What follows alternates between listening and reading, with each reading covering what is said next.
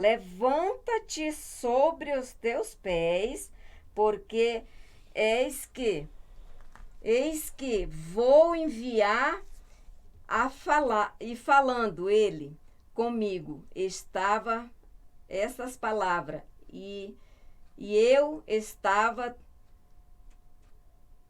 tremendo. Então me disse: não temas, Daniel, porque desde o primeiro dia que aplicaste o teu coração a compreender, a humilhar-te perante o teu Deus, são ouvidos as tuas palavras. E eu vim por causa das tuas palavras. Aleluia. Glória a Deus. Coisa linda, né? Daniel, quando ele foi levado a cativo a Babilônia, né? Ali foram levados a cativeiro, mas ele não esqueceu que ele tinha um Deus tremendo e poderoso, que ele podia confiar nesse Deus. E sobre todas essas coisas, amado, Daniel nunca se deixou se levar pelas regalias do palácio que ele vivia, né? Os pratos de manjares que havia dentro daquele palácio, né? As boas, era ouro, era prata, era tudo que tinha ali dentro daquele palácio, mas isso Daniel não se corrompeu com isso, né? Nem ele, nem seus amigos, né?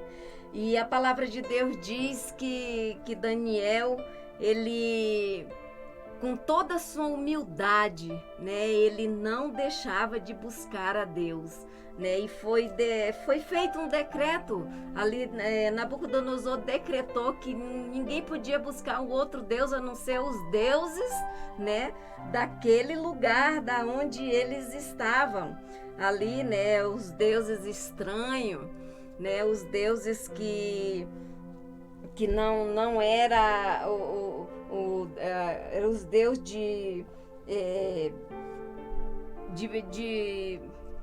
Baal, né? Então, assim, ele não se corrompeu com nenhum desses deuses, né? Por mais que ele fosse... E Daniel foi um homem muito vigiado, porque como ele servia o Deus verdadeiro, ele era um homem muito vigiado, todo mundo ficava vigiando ele, né? Onde que ele estava, o que ele estava fazendo, né? Que era as pessoas querendo que ele desse um passo em falso, né, para que ele viesse cair, né, que viesse negar o seu Deus.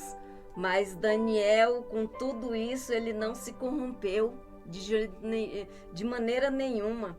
O que ele fazia era orar, né? Daniel orava constantemente, as orações dele, e a palavra de Deus diz que desde o primeiro dia, né? Desde o primeiro dia, o Senhor ouviu a oração de Daniel. Mas isso tornou um confronto muito grande entre os céus e a terra, amado, né? Porque quando Daniel orava, Deus, ele levantou do seu trono e viu que Daniel orava, né? Mas quando ele mandou, né? Ele enviou o seu anjo para que, né, o anjo Gabriel, para que fosse atender, né, lutar com Daniel. Mas esse anjo foi impedido pelo inimigo. O inimigo travou, né, as portas, né, para que aquele anjo não chegasse até Daniel, para que a oração de Daniel fosse esquecida, né? Mas o nosso Deus, ele é soberano, ele sabe de todas as coisas. Às vezes, amado, você começa um propósito diante de Deus, e tudo isso que Daniel fazia, ele tinha um propósito diante de Deus, que era alcançar a misericórdia e alcançar as virtudes do Espírito Santo sobre a sua vida, amado. Porque mesmo que ele fazendo tudo isso, ele nunca deixou de buscar o seu Deus, escondido ele buscava seu Deus. Às vezes, amado, você passa por uma luta, né? Aí você já desanima de orar, já desanima já quer desistir de tudo. E Daniel era praticamente escravo, era escravizado, era vigiado, né? Ele não podia falar no seu Deus, né? Mas mesmo assim ele não desistiu do Deus Todo-Poderoso, porque ele sabia, né, que o Deus que ele servia, ele estava vendo o que estava acontecendo com ele, e no momento certo ele ia enviar, né, o socorro, ele ia enviar ajuda para que ele fosse, que ele tivesse libertação daquilo dali, né? E com tudo isso, amado, sabe, Nabucodonosor, ele fez com que Daniel, né, passasse por muitas coisas, por muitas provações, né? Mas quando Deus decidiu que, pela busca de Daniel, decidiu enviar, aleluia, sabedoria, entendimento, para que Daniel viesse decifrar os sonhos de Nabucodonosor, aleluia, né? Assim ele chamou todos aqueles sábios que estavam ali no palácio, todas aquelas pessoas que ele confiava. Ninguém teve discernimento do sonho, né, que eles teve. E Daniel, quando foi chamado, aleluia, né? Daniel, quando foi chamado, ele decifrou o sonho de Nabucodonosor. E tudo que ele falou, é uma coisa linda que eu acho na vida de Daniel, amada, que por tudo que ele sabia que existia ali dentro daquele palácio, ele podia muito bem ser degolado com uma espada, ele podia ser morto, né? Mas ele não temeu aquilo que Deus mandou ele falar. Ele não temeu em que Deus mandou ele falar sobre o sonho de Nabucodonosor, né? E mesmo assim, né, Daniel foi parar, né, na cova dos leões, foi provado ali na prova dos leões, mas Deus estava com ele e não deixou, né, que ele passasse por dano nenhum. Aleluia, amado.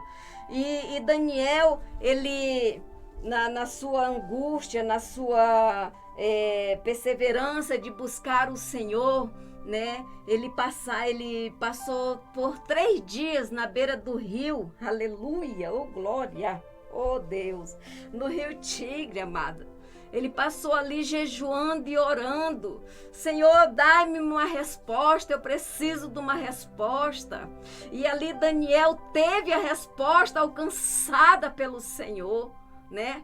Deus enviou, né, o anjo Miguel com a espada para batalhar junto com ele ali naquela batalha ali, né, para ele ganhar aquela batalha. Amados, às vezes nós não conseguimos ganhar a batalha com as nossas forças, mas nós temos um Deus que nos compreende, nós temos um Deus que zela pelas nossas vidas, e nós temos um Deus que ele pode enviar os anjos para nos ajudar, para tirar toda a pedra de tropeço que estiver no nosso caminho, né? E Daniel, ele perseverou. E engraçado que a oração de Daniel começou assim: Senhor, perdoa minhas falhas. Perdoa, né, aquilo que às vezes eu tenho feito que não tem te agradado. E às vezes as pessoas ela esquece de pedir perdão para Deus, esquece de conversar com Deus. Eu quero, mas não tem uma palavra que saia da tua boca que seja de perdão, né, pedindo perdão para Deus. Que seja uma oração sincera, né? Às vezes só quer, mas não tem um agradecimento a dar para o Senhor, não tem uma palavra, para dizer, né, que o Senhor tenha misericórdia das nossas vidas. E nós estamos nessa batalha.